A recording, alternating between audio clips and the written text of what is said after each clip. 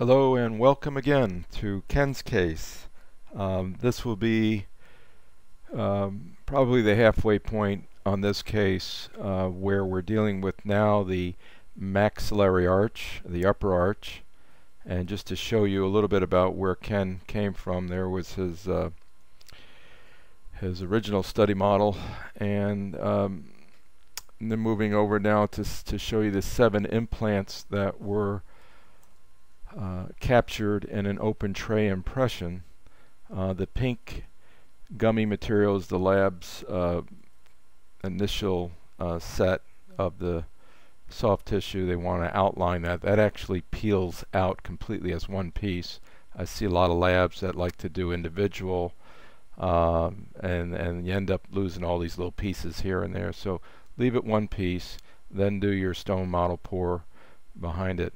I believe this is a 3-tooth bridge on the upper right, and then a 4-tooth bridge, and then a 1, 2, 3.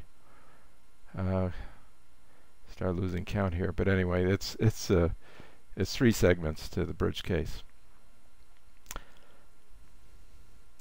Much of the lab work includes a good set of study models that are mounted with a face bowl. I happen to mount this case using the Denar Combi articulator. Dr. Peter Dawson came out with this articulator back in the 90s. It's an easy articulator to use. Now you're seeing actually the lower new study models now that are captured, and you'll see the small adjusted areas of a contact. We're looking at number 19, 20, and 30. These are the implants that we just seated at the last video, and you can actually see the tissue contour and how we developed the soft tissue profile, beautifully captured in this alginate. The overall buccal and lingual contours, the cusp tip heights are all lined up properly. This patient's going to chew with a very balanced and normal bite, and yeah, we have a little bit of crowding in the anterior, but doesn't seem to bother things much here. Now we're move around here again. A Denar articulator comes with an anterior guide table, and that's the filastry pen used with soft acrylic in the anterior.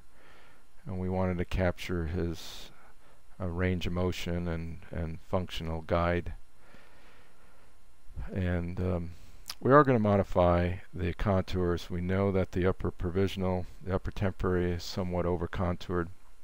So our next step in treatment is to make an omnivac of the accepted upper temporary model. That omnivac is virtually clear. We ground some holes in those areas for the laboratory technician to then be able to visualize the guide pins as they come through, aligned with each implant.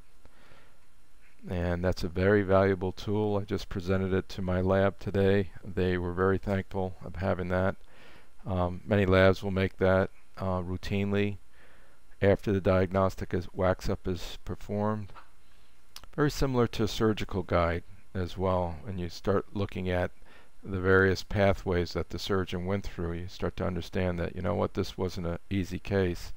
There wasn't much good bone in certain areas, so they had to angle the abutments a little bit more. So here's the open tray impression. We removed the guide pins from them. We've seen this on several videos now. That's and then now we're inserting them on the second model. Again, that left side of the patient's left side seems like that abutment is fairly out to the buccal, and so we'll need a significant amount of angulation, tilt on that. Impossible to do this case as a screw retain due to the severity of the angles. We're well beyond the 15-degree severity, and but we do want to make this case a fixed cementable case, and I believe we can do that with the proper abutment design and milling. just going through counting our units. Now you can see all the teeth, pretty much know how many teeth are involved. We're going to go from number 2 all the way to number 14, so that's second molar to first molar. And just visualizing now, getting a feel for where these embrasures are going to be, where the abutments need to go. Looks like the upper left need to tilt back distally. The upper anteriors need to go lingually. And so that right there shows the buccal lingual contours, and we may have to bring the buccal table out more on the left side. Right side now we have teeth numbers 6 and 7 that are going to be the ponics in this case. And so our lab will have to full wax up contours, and then they'll scan in the abutments, and each abutment will be made, custom made individually to support the various aspects of the bridge itself.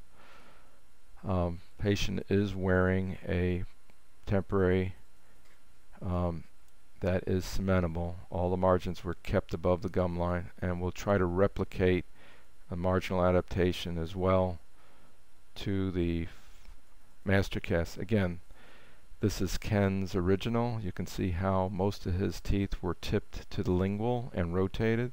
Very, very small incisors, and there is an impacted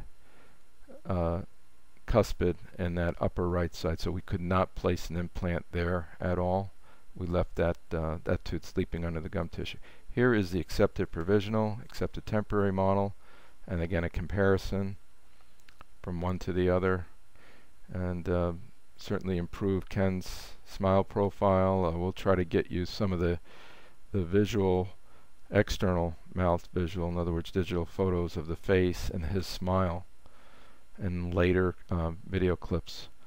If you've been following along, you've been noticing that we've been progressing now with Ken's case, and if there are any questions about this case, feel free to call us at the office or contact us via our email address.